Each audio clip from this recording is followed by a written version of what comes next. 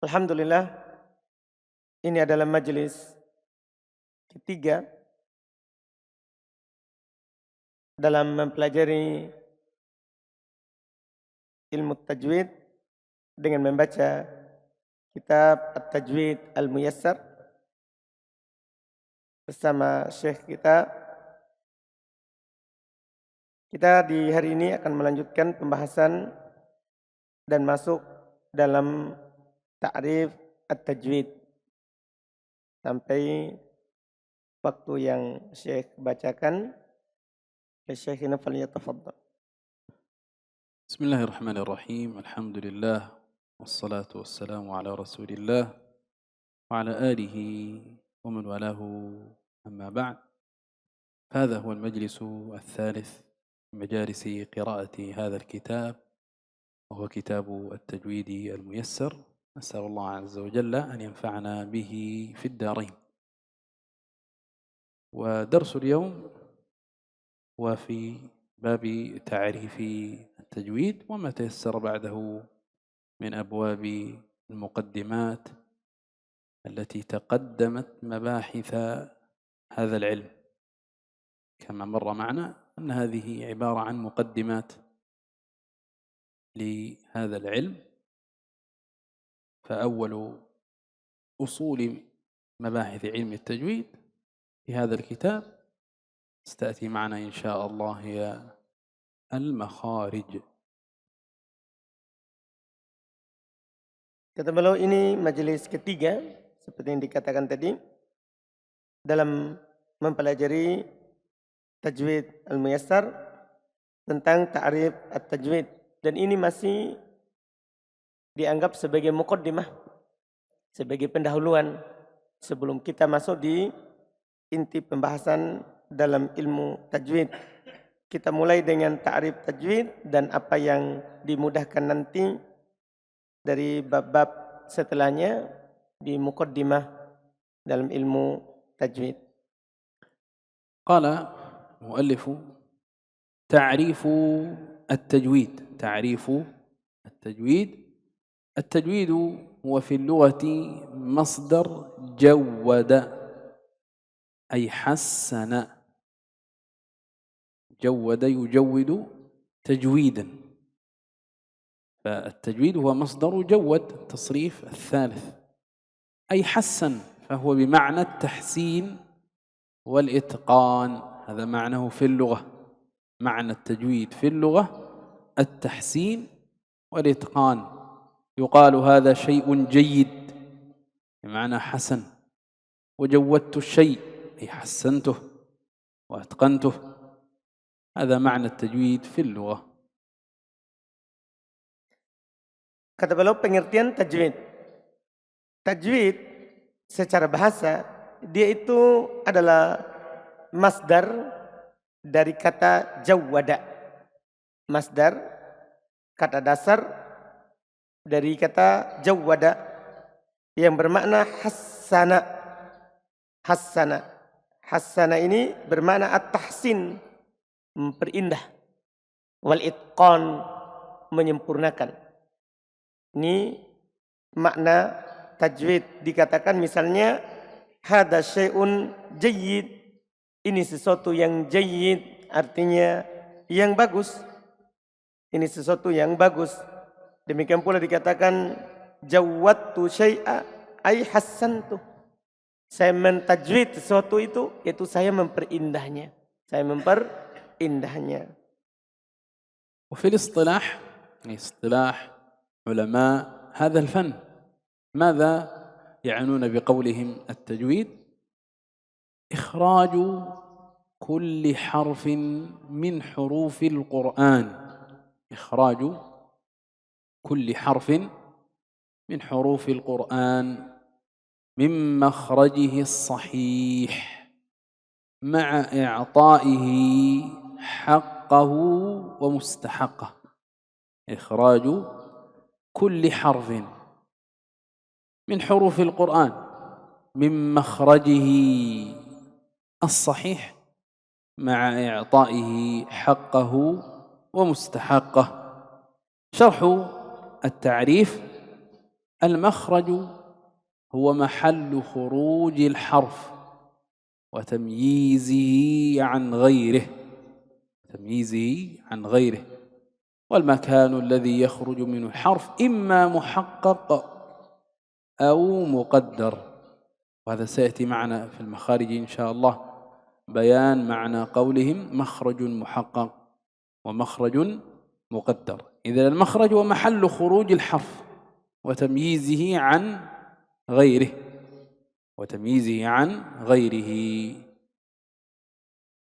Kemudian kata beliau, menurut istilah tajwid secara istilah adalah mengeluarkan setiap huruf dari huruf-huruf Al-Quran dari tempat keluarnya yang benar. Jadi tajwid itu artinya kata beliau, kita mengeluarkan setiap huruf dari huruf Al-Quran dari tempat keluarnya yang benar. Ma'a bersamaan dengan itu i'ta'ihi, kita memberikan kepadanya haqqahu wa mustahaqqah, hak dan mustahaknya. Kita keluarkan dari tempat keluarnya yang benar dan kita berikan haknya serta mustahaknya. Adapun penjelasan dari ta'rif, pertama yang disebutkan tentang al-makhraj. Apa itu makhraj? Beliau berkata makhraj adalah mahallu khurujil huruf al-harfi. Dia makhraj itu tempat keluarnya huruf. Makhraj artinya tempat keluarnya huruf. Dan yang membedakannya dari selainnya, dari selain setiap huruf. Pembeda dari setiap huruf adalah tempat keluarnya. Kemudian pula kata beliau wal makanul ladzi yakhruju minhu al-harf, serta tempat yang keluar darinya huruf, imma muhaqqaq, kadang berupa tempat keluar yang muhaqqaq atau tempat keluar yang muqaddar. Beliau katakan akan datang nanti di pembahasan makharij al-huruf, tempat keluarnya huruf, apa yang dimaksud dengan tempat keluar yang muhaqqaq dan apa yang dimaksud dengan tempat keluar yang muqaddar. Akan datang nanti penjelasannya. Wal harfu huwa sawtun i'tamada ala makhrajin muhaqqaqin aw muqaddar. الحرف صوت، هذا الصوت اعتمد إما على مخرج محقق أو مقدر، وسيأتي بيان قولهم محقق ومقدر كما مر. والكلام عن الحرف والكلام في التجويد عن الحرف والتركيز على الحرف لأنه أصغر لبنة بني عليها القرآن، أصغر شيء في القرآن، لأن القرآن عبارة عن سورة تتكون من آيات، آية تتكون من جمل تتكون من كلمات، والكلمة تتكون من حروف. فأصغر بنية في القرآن الكريم هي الحرف، فلذا تجد أن مدار التجويد الكلام عن الحرف، عن حقه ومستحقه. Kemudian kata beliau, berikutnya adalah huruf. Apa itu huruf? Huruf itu adalah saut. Huruf itu suara. Huruf itu adalah suara yang i'tamada ala makhraj, suara yang keluar atau bersandar terhadap makhraj itu, tempat keluarnya. Apakah muhaqqaq atau muqaddar? Ini lagi nanti tempat keluar yang muhaqqaq akan datang kata beliau, demikian pula tempat keluar yang muqaddar akan datang. Kemudian beliau katakan tadi, kenapa dibicarakan tentang huruf? Kenapa kita berbicara tentang huruf? Karena huruf adalah sesuatu yang tentunya dibangun nanti lafaz-lafaz Quran. Lafaz-lafaz Quran itu kalimat-kalimat yang tersusun di dalamnya itu adalah tersusun dari huruf. Jadi yang paling sedikit yang dibicarakan dalam Al-Quran adalah kata beliau terkait dengan bangunan atau susunan kalimat dalam Al-Quran adalah huruf. وحق الحرف صفاته اللازمة التي لا تنفك عنه بحال، لأن الحرف له صفات، هذه الصفات إما أن تكون لازمة، معنى ذلك لا تنفك عنه بحال من الأحوال، دائما تلازم، كالجهر. فإذا جئنا إلى أحد حروفه، حروف الجهر، إذا جئنا إلى الهمز مثلا هو حرف مجهور، فإن كان مفتوحا فهو مجهور، كان مكسورا فهو مجهور، مضموما فهو مجهور، ساكن فهو مجهور. إذن الجهر لا ينفك عن الهمز، فهو حق له، فهو حق له، لأن الصفات اللازمة نعبر عنها بالحق والشدة والاستعلاء والقلقلة والإطباق وغيرها. إذن هذه أمثلة لصفات لازمة التي نعبر عنها بحق الحرف.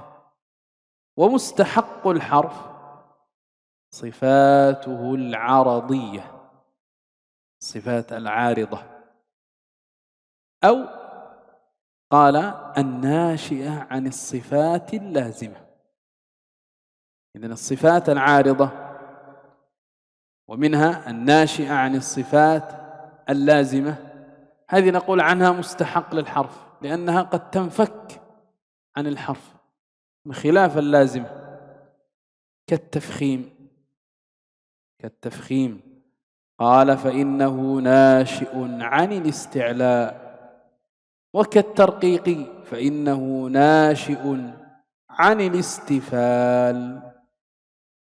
إذن هذا مثال للقسم الأول من الصفات التي هي مستحق الحرف، الصفات العرضية الناشئة عن الصفات اللازمة. قال أو هو ما يعرض للحرف في بعض الأحوال دون بعض، كما يعرض للراء من تفخيم أو ترقيق حسب وضعها كما سيأتي. إذن حق الحرف الصفات اللازمة، ومستحق الحرف الصفات العرضية، الصفات العرضية. هذا ما استقر عليه المتأخرون في هذين المصطلحين، حق الحرف ومستحق الحرف. استقر المتأخرون على هذا الاصطلاح أن المراد بحق الحرف الصفات اللازمة، والمراد بمستحق الحرف الصفات العارضة.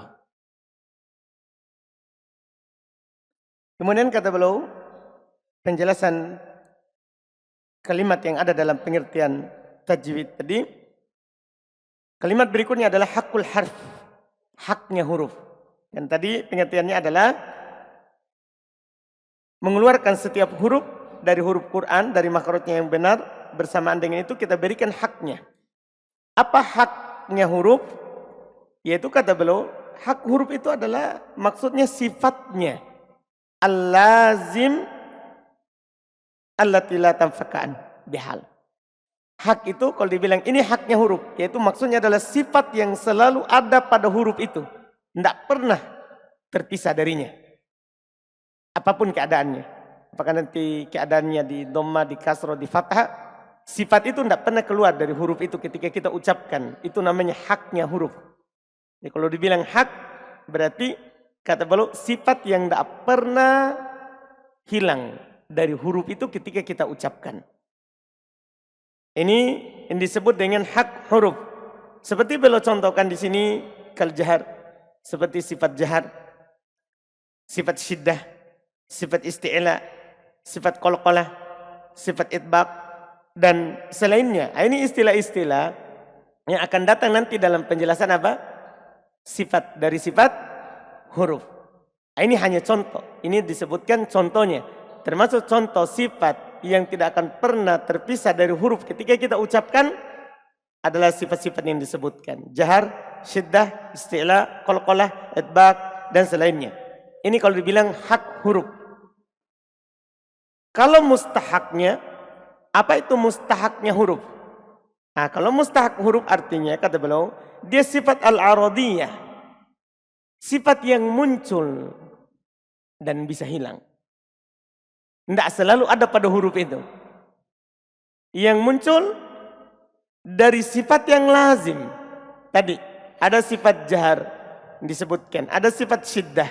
Ada sifat isti'la. Ada sifat itba, qalqalah tadi. Dari sifat lazimah itu nanti kadang muncul sifat mustahaknya huruf. Sifat yang aradiyah. Sifat yang kadang muncul di suatu keadaan dan kadang tidak ada pada suatu keadaan. Ini yang belum sebutkan tadi terkait dengan sifat yang mustahak huruf. Seperti belum contohkan adalah seperti sifat at-tafkhim. Ya. Ada sifat, dia adalah sifat yang muncul dari al-isti'la. Apa itu artinya tafkhim? Akan datang. Isti'la akan datang semuanya. Ini hanya contoh dulu. Ini hanya contoh dulu. Seperti sifat tarqiq. Ini muncul dari sifat istifal. Atau bisa juga ini mustahak huruf artinya ma ya'ridu lil harfi fi ba'dil ahwal. Apa yang muncul terhadap sebagian huruf di sebagian keadaan. Di sebagian keadaan. Seperti apa yang muncul pada huruf ro, kadang di tafkhim, kadang di tarkik. Ya sesuai dengan tempatnya akan datang penjelasannya. Huruf ro kadang tipis, kadang tebal. Itu namanya sifat mustahak huruf. Jadi ketika sebuah huruf itu sifatnya bisa ada dan kadang hilang, itu namanya mustahak. Kalau sifatnya tidak pernah hilang, selalu ada, itu namanya apa? Hak. Itu yang disebutkan. قال ابن الجوزي رحمه الله في مقدمته هذا مثال لمستحق الحرف. لمستحق الحرف مثل بصفة التفخيم والترقيق بالنسبة لحرف الراء. يقول الإمام ابن الجزري في مقدمته: ورقق الراء إذا ما كسرت. إذن الراء ترقق متى؟ حال كسرها. وأيضا كذاك بعد الكسر حيث سكنت. كذلك من أحوال ترقيق الراء أن تكون الراء ساكنة بعد كسر. ساكنة بعد كسر. ثم قيد ذلك بقيد إن لم تكن من قبل حرف استعلاء أو كانت الكسرة ليست أصلا. أو كانت الكسرة ليست أصلا. سيأتي معنا بيان أحكام الراء. إنما المراد هنا التمثيل لمستحق الحرف. فإن الراء لا ترقق مطلقا، بمعنى أن الترقيق لا يلازمها دائما، ولا تفخم مطلقا، بمعنى أن التفخيم لا يلازمها، إنما تارة ترقق وتارة تفخم. فكانت صفة الترقيق وصفة التفخيم مستحق للحرف لا حق له. Kata beliau, berkata Ibnul Jazari rahimahullah dalam muqaddimahnya, dan kata Syekh ini contoh untuk ro. Dia memiliki sifat yang dikatakan mustahak. Iya. Kata Ibnul Jazari, waraqqaqir ro idza ma kusirat.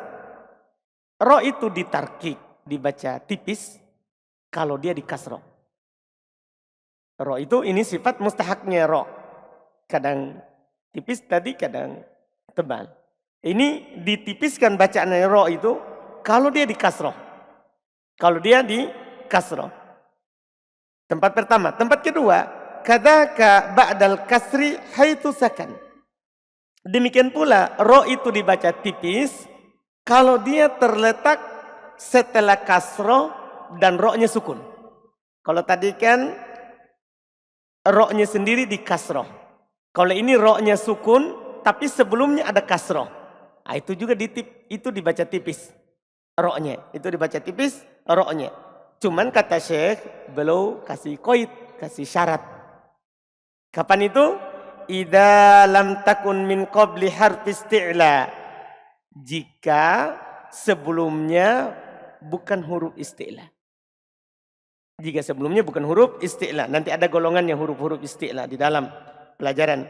Au kanatil kasratu laysat asla, atau kasrohnya bukan asal. Atau kasrohnya bukan asal.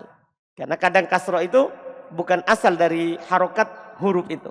Tapi dia muncul dari ketemunya ada sukun atau yang semisalnya, nanti akan datang penjelasannya. Harokat kasroh itu kadang bukan asal. Kalau begitu kata beliau, ini ro ini adalah dia masuk dalam golongan mustahak al-harf.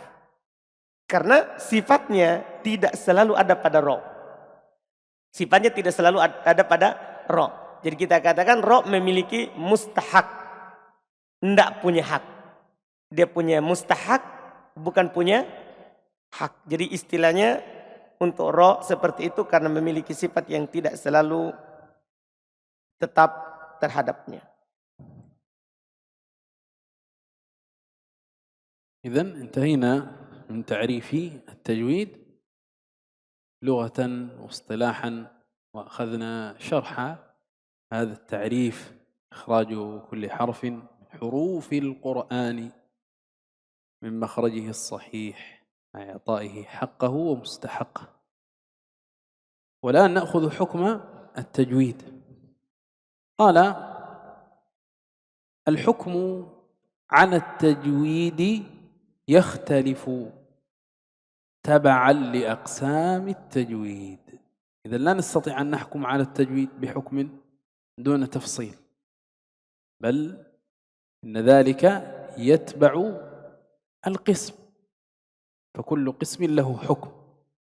الحكم على التجويد يختلف تبعا لأقسام التجويد. Kemudian kata beliau, kalau begitu kita telah selesai dari pengertian tajwid secara bahasa dan secara istilah, serta penjelasan dari pengertian tajwid. Sekarang kita masuk di hukum tajwid. Hukum tajwid. Hukum atas tajwid itu berbeda-beda, tidak sama. Berbeda-beda sesuai dengan pembagian tajwid. Hukumnya ini berbeda-beda sesuai dengan pembagian apa? Tajwid. Kalau begitu, Syekh tambahkan, kita tidak mampu menghukumi dengan hukum yang umum untuk tajwid. Tanpa merinci. Tanpa merinci. Kita harus merinci setiap dari hukum tajwid. قال وهما قسمان. إذن التجويد يقسم إلى قسمين. القسم الأول القسم النظري المعرفي، وهو المدون في كتب الفن، المدون في كتب التجويد. هذا هو التجويد النظري، التجويد المعرفي. إذن ما يدون من قواعد وضوابط، تعريفات، تقاسيم، ما يدون في كتب التجويد، هذا نقول عنه التجويد النظري. التجويد النظري.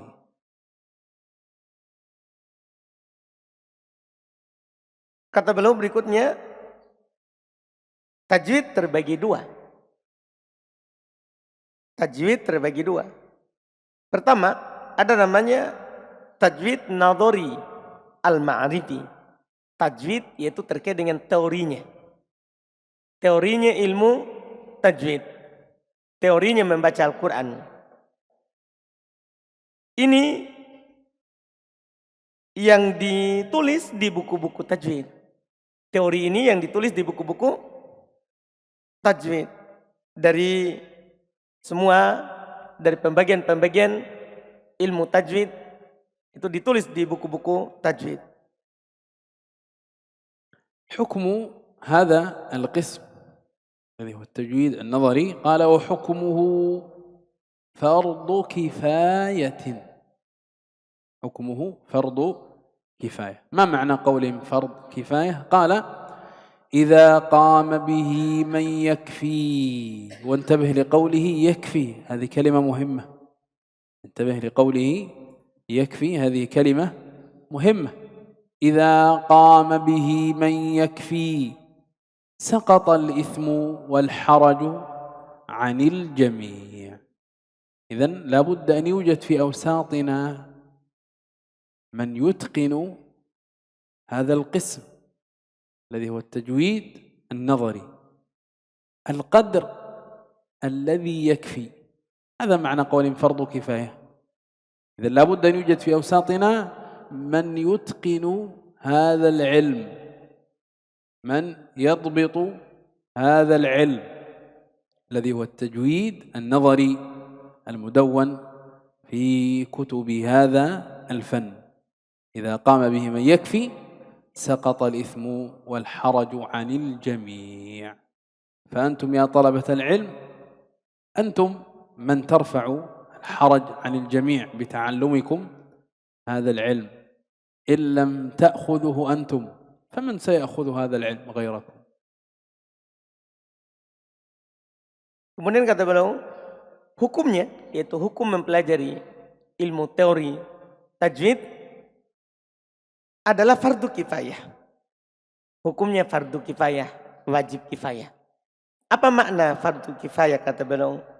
Yaitu jika sudah ada yang melakukannya dan itu mencukupi, maka gugur dosa dari seluruhnya. Jika sudah ada yang mempelajarinya dan itu sudah mencukupi dari semua yang ada, maka gugur dosa dari yang lain.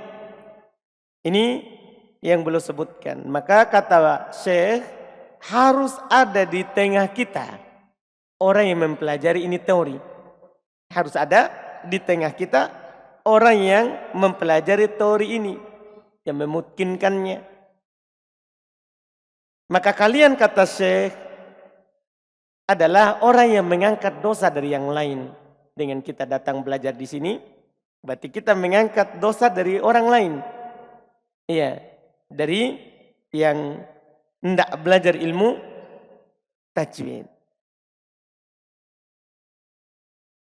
القسم الثاني والأخير القسم العملي التطبيقي. التجويد العملي، التجويد التطبيقي الذي هو نطق القرآن النطق الصحيح كما نطقه رسول الله صلى الله عليه وعلى آله وسلم. هذا هو التجويد العملي، نطق القرآن النطق الصحيح كما نطقه رسول الله صلى الله عليه وعلى آله وسلم. Bagian kedua dari ilmu tajwid ada namanya al-amali at-tatbiki, ilmu praktek. Ilmu tajwid terkait dengan ilmu praktek. Ini yang dimaksudkan kata beliau ilmu praktek itu yaitu kita mengucapkan Al-Quran dengan ucapan yang benar sesuai dengan yang diucapkan oleh Rasulullah sallallahu alaihi wa ala alihi wasallam.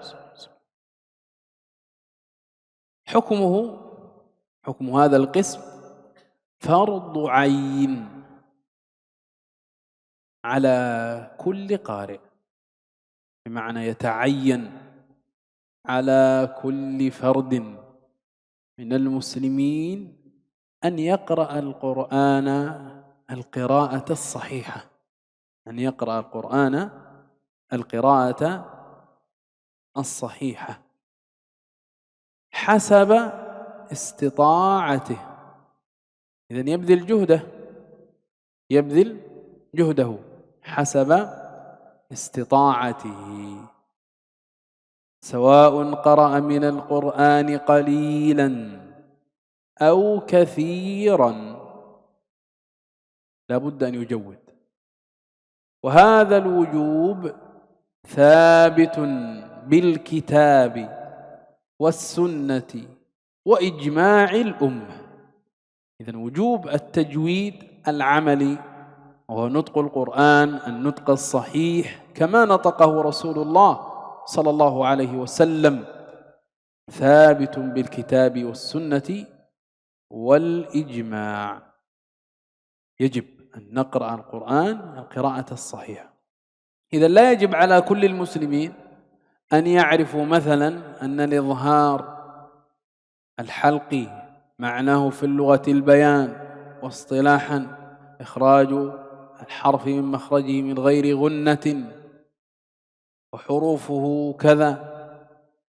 هذا لا يجب على كل مسلم من المسلمين، لكن يجب على كل مسلم من المسلمين أن يظهر النون إن وقعت بعدها همزة.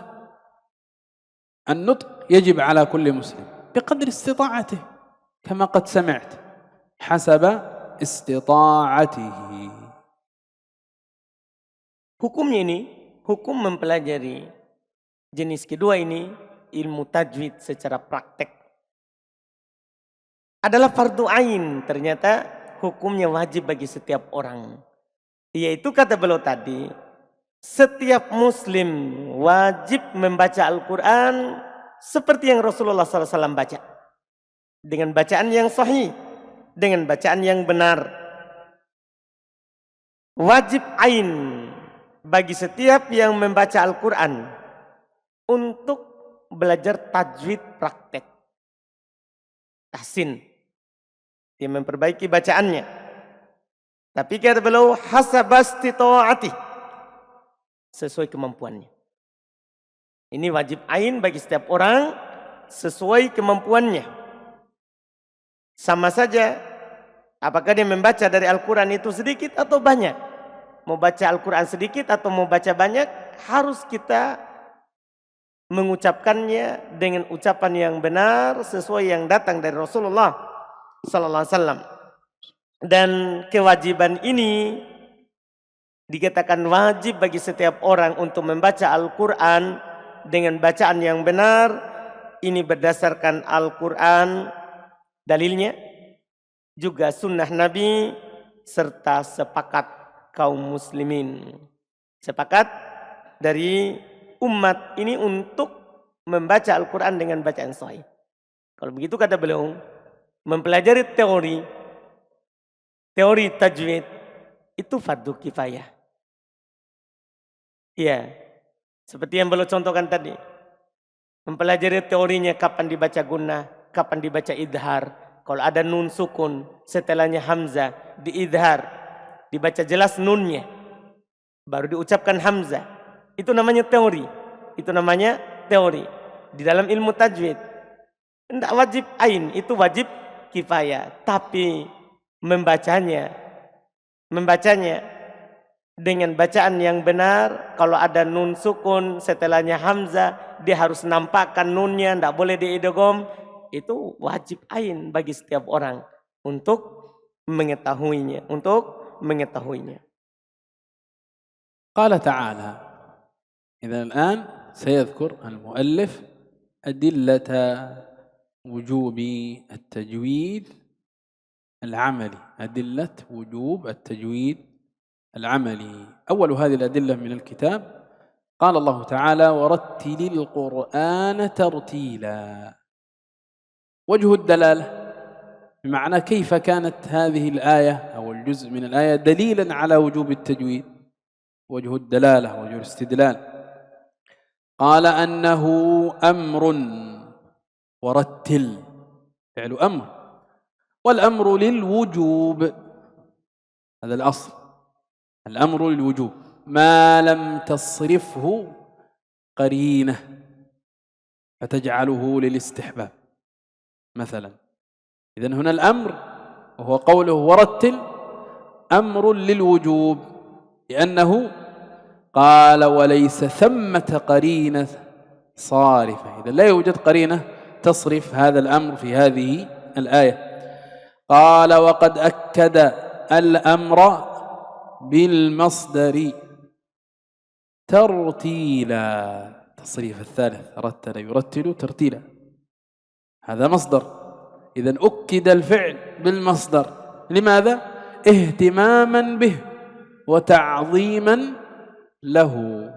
إذن من أدلة وجوب التجويد العملي قوله سبحانه ورتل القرآن ترتيلا. كيف كان ذلك دليلا؟ الأمر في قوله ورتل والأمر للوجوب ما لم تصرفه قرينة وليس ثمة قرينة صارفة.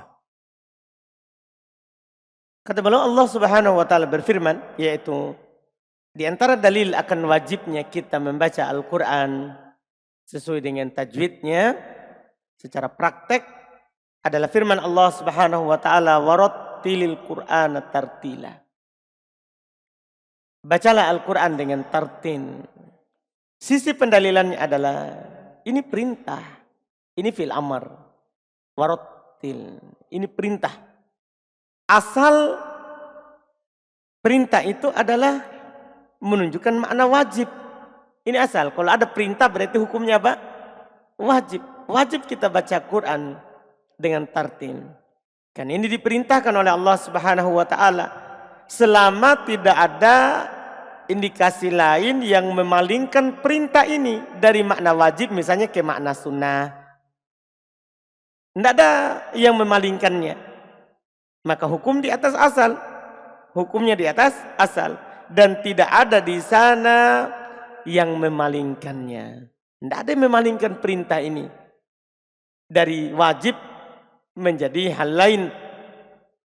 Dan Allah Subhanahu wa taala di ayat ini telah menguatkan perintah warattil ini dengan masdar tartila. Karena tartila masdar dari rottala yurattilu tartila. Dia maf'ul mutlak. Fungsinya adalah menguatkan sebelumnya. Jadi sudah perintah ditekankan lagi, dikuatkan lagi oleh siapa? Masdar. Oleh masdar. Ini yang disebutkan kata tartila. Kenapa didatangkan lagi? Kenapa dikuatkan itu perintah dengan kata ini? Kata beliau ihtimaman bih. Supaya kita perhatian terhadapnya. Sudah diperintah, ditekankan lagi. Supaya kita perhatian bahwa ini wajib setiap kita. Bukan wajib atas sebagian orang, sebagiannya tidak. Semua kita yang mau baca Al-Quran harus perhatian terhadap hal ini. Dan juga diulang di sini didatangkan kalimat tartilan, kata beliau juga adalah ta'ziman lah, untuk membesarkan ini masalah. Ini masalah bukan masalah sepele, ini masalah yang agung, ini masalah besar, penting untuk kita. Kalau begitu kata beliau tegaskan tadi, Syekh tegaskan dalil akan wajib ainnya kita membaca Al-Quran sebagaimana Rasulullah ucapkan adalah ayat yang disebutkan. وقال تعالى هذا أيضا من أدلة الوجوب الذين آتيناهم الكتاب يتلونه حق تلاوته أولئك يؤمنون به. كيف كانت هذه الآية دليلا للوجوب؟ ننظر في الأثر المروي عن ابن مسعود قال روى ابن جرير الطبري بسنده عن ابن مسعود رضي الله عنه قال والذي نفسي بيده إن حق تلاوته، الآية يتلونه حق تلاوته، معنى ذلك إن حق تلاوته أن يحل حلاله ويحرم حرامه. الشاهد ويقرأه كما أنزله الله. إذا من حق التلاوة أن يقرأ القرآن كما نزل مجودا مرتلا. Kata beliau Allah Subhanahu wa taala berfirman, yaitu termasuk dalil kedua dari Al-Qur'an, bahwa wajib kita ketika membaca Al-Qur'an sesuai dengan yang diturunkan adalah firman Allah Subhanahu wa taala, alladzina atainahumul kitaba yatlunahu haqqa tilawatih. Orang yang kami berikan kepada mereka Alkitab, mereka yatlunahu, mereka membacanya dengan haqqa tilawatih, dengan sebenar-benar bacaan terhadapnya.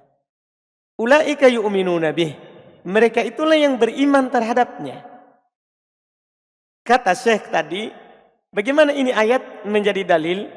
akan wajibnya kita membaca Al-Quran secara benar. Kita baca asar dari Ibnu Mas'ud. Kata beliau diriwayatkan oleh Ibnu Jarir At-Tabari dengan sanad dari Abdullah ibn Mas'udin radhiyallahu taala an. Beliau berkata, "Walladzi nafsi biyadihi." Beliau bersumpah, demi yang jiwaku berada di tangannya. Ini menunjukkan penting ini masalah. Dia bersumpah, "Inna haqqa tilawati." Sesungguhnya haqqa tilawati, kan di dalam ayat haqqa tilawah.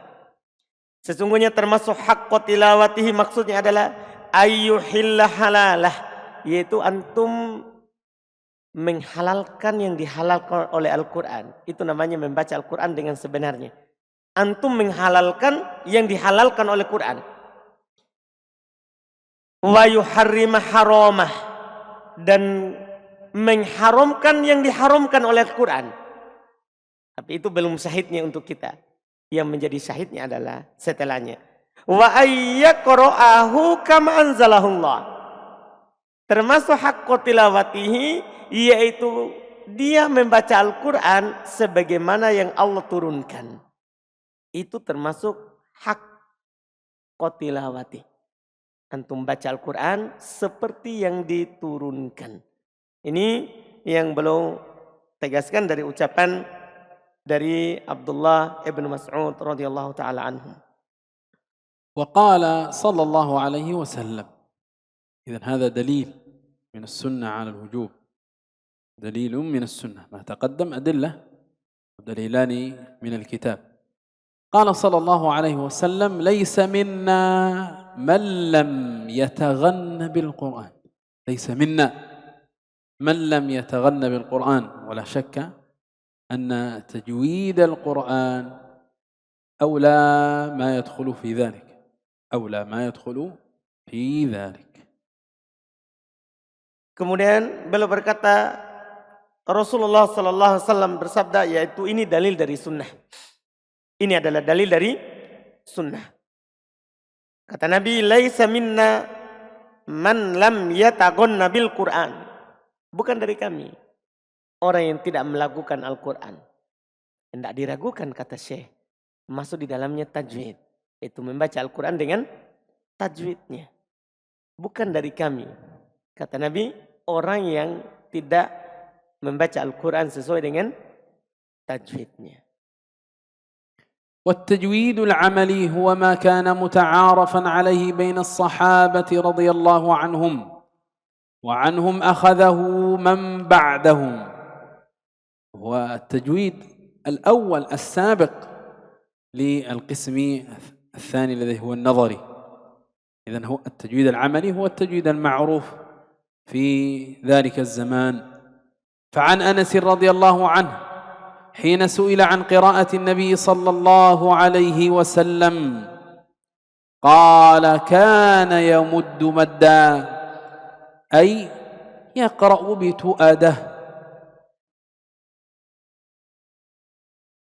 ويخرج الحروف من مخارجها ويمد ما يستحق المد، ويمد ما يستحق المد. Dan kata beliau, tajwid amali, tajwid praktek ini yang bukan teori, ini adalah yang dikenal di antara para sahabat. Di masa dulu tidak ada tajwid jenis pertama, teori. Di masa dulu tajwidnya adalah praktek. Langsung membaca dan mengambil dari mulutnya guru. Nah, ini tajwid amali. Ini yang dikenal di zamannya para sahabat. Dan dari mereka lah orang-orang setelahnya mengambilnya.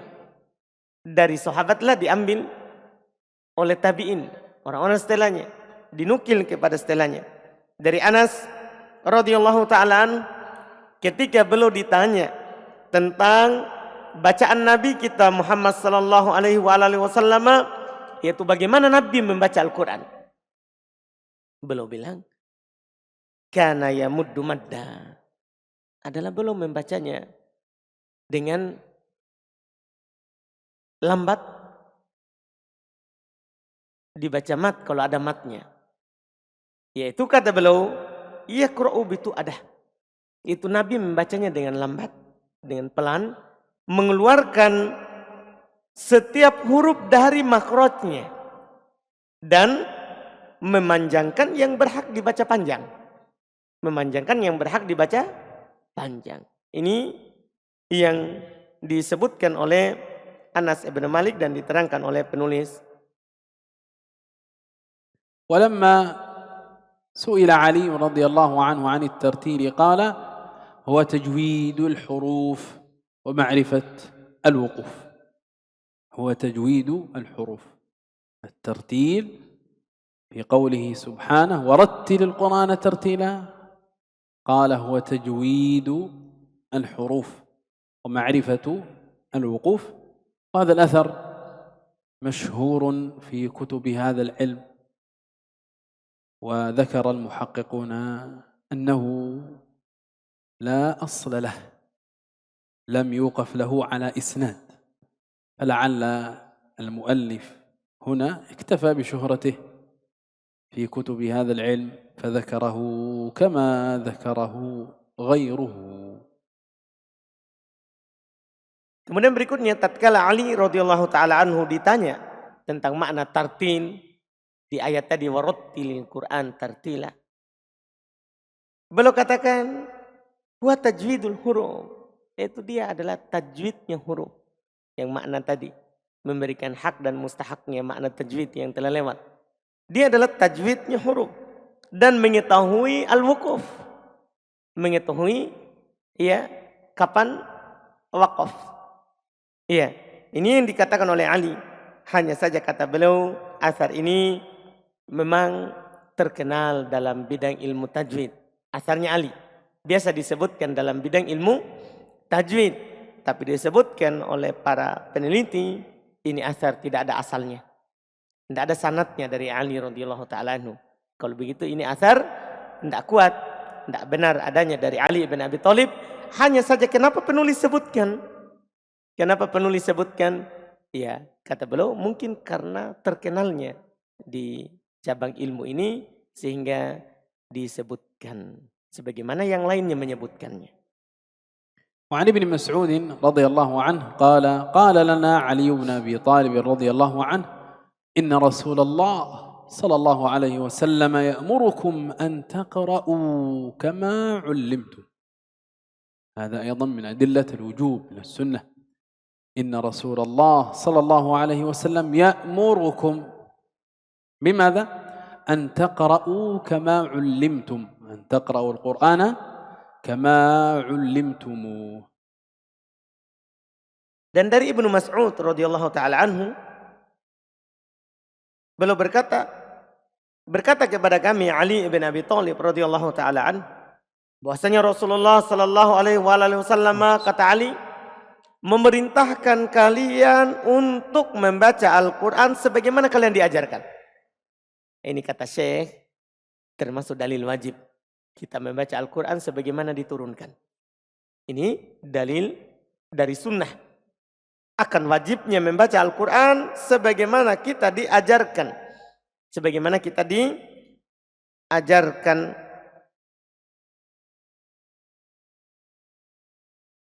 ولما قرأ رجل أمام ابن مسعود رضي الله عنه. هذا الأثر في بيان العمل بالحديث المتقدم حديث علي يأمركم أن تقرأوا كما علمتم. انظر إلى هذا الأثر. قال ولما قرأ رجل أمام ابن مسعود رضي الله عنه للفقراء مرسلة. هذا الرجل قرأها مرسلة. قال العلماء أي بدون مد. إنما الصدقات للفقراء والمساكين بدون أن يمدها. قال له ابن مسعود قال لهذا الرجل ما هكذا أقرأنيها رسول الله صلى الله عليه وسلم. إذن يجب علينا أن نقرأ كما علمنا، فلم نقرأ على النبي صلى الله عليه وسلم بهذه الكيفية. قال الرجل وكيف أقرأكها يا أبا عبد الرحمن كيف قرأتها على النبي صلى الله عليه وسلم أو سمعتها منه؟ قال أقرأنيها إنما الصدقات للفقراء والمساكين فمدها. Tatkala kata beliau berikutnya, ini yang disebutkan setelah ini adalah dalil bahwa harus kita baca seperti kita diajarkan. Nah, ini contohnya. Ada kasus, ada kisah terjadi. Tatkala ada seorang membaca di depannya Ibnu Mas'ud radhiyallahu taala anhu terkait dengan ayat lil fuqara, dia baca mursalah. Mursalah kata Syekh biduni mat, tanpa mat. Jadi dia baca lil fuqara'i tanpa mat. Dia tidak baca panjang. Tapi dia baca mursalah tanpa dia panjangkan alifnya. Itu maksudnya mursalah. Iya. Dia baca pendek. Qala lahu, maka berkata kepadanya Ibnu Mas'ud, ma hakadha aqra'aniha Rasulullah. Ini praktek. Tidak seperti itu Rasulullah membacanya kepada saya. Jadi langsung ditegur. Ini kata saya tadi, belum tegaskan sebelum lanjut. Ini menunjukkan wajibnya kita membaca Al-Quran sebagaimana diturunkan. Sebagaimana kita diajarkan. Karena ketika orang ini membaca pendek, tidak mat, ada alif, setelahnya ada hamzah. Kata Ibnu Mas'ud, tidak seperti itu Rasulullah baca kepada saya. Maka orang ini yang salah dalam membaca tadi berkata kepada Abdullah bin Mas'ud, kaifa aqra'akaha ya Aba Abdurrahman, bagaimana Rasulullah membacakan kepadamu tentang ayat ini, wahai Abu Abdurrahman? Kata Abdullah bin Mas'ud, aqra'aniha, Rasulullah SAW membacakan kepadaku, innamas shadaqatu lil fuqara, dibaca panjang. Wal masakin, ini kata beliau famaddaha, maka Abdullah bin Mas'ud mencontohkan dibaca apa? Panjang. Nah, ini sesuai dengan yang diturunkan.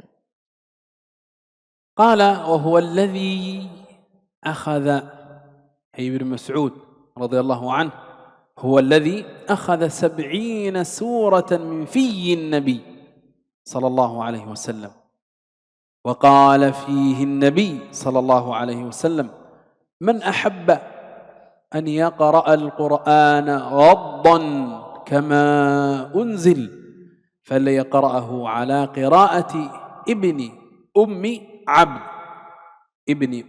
عبد وهو ابن مسعود.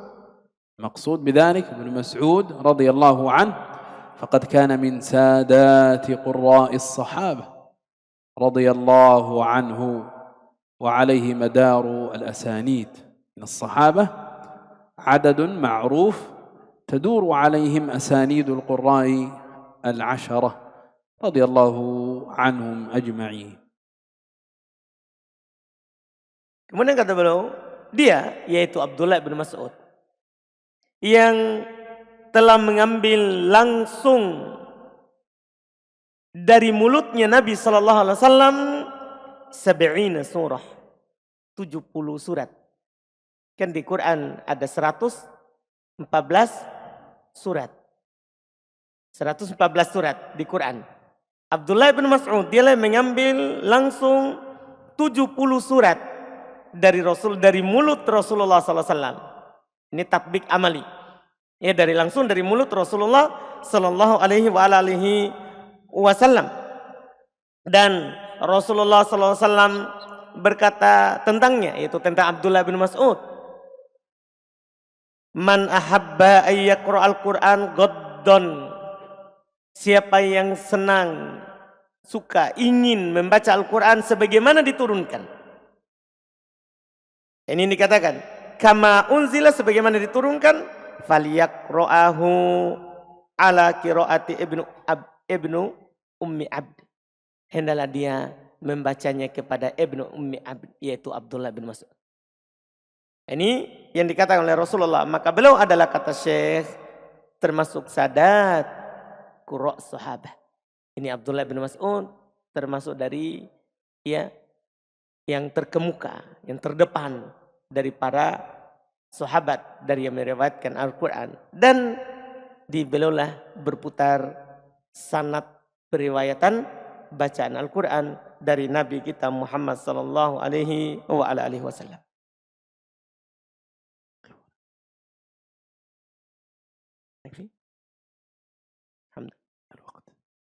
Kita cukupkan, jadi Syekh kemarin telah menetapkan kita belajarnya sampai 6.30. Supaya kalau ada ikhwan di luar ada pekerjaannya, bisa pulang mempersiapkan untuk pergi kerja. Jadi supaya tidak ada yang dirugikan. Karena saya bilang tidak ada kita kejar di pelajaran ini, karena saya akan lama di sini. Mau sebulan, 2 bulan, tidak masalah. Yang penting sama-sama kita dapat kebaikan. Tidak ada yang tergesa-gesa dalam datang dan pulang sebelum Syekh berhenti. Jadi kita akan belajar sampai 6.30. Diharapkan teman-teman ikut sholat subuh di sini supaya kita mulai tepat waktu dan berhenti di tepat waktu. Alhamdulillah. لن نكتفي بهذا القدر. سبحانك وبحمدك لا إله إلا أنت استغفرك ونتوب إليك. صلى الله وسلم على نبي محمد وعلى آله وصحبه أجمعين.